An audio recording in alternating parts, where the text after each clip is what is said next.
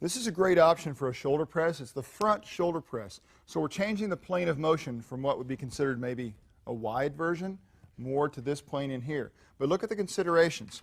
We've got the adjustable arms on position number 8 right now.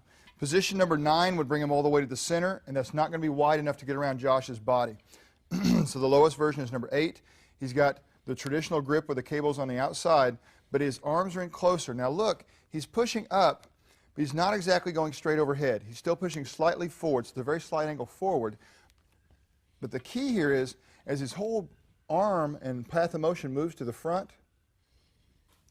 he's going to have to work real hard on stabilizing in here because he's going to want to fall backwards in a sense. So he's got to work real tough on the stabilization. Now, we do have another version of this. We could go slightly wider, but it's going to ever so slightly change the path of motion also.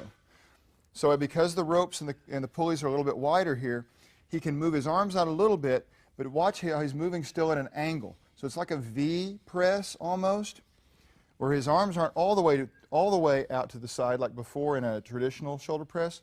They're a little bit halfway in between, not to the front, kind of halfway in between here.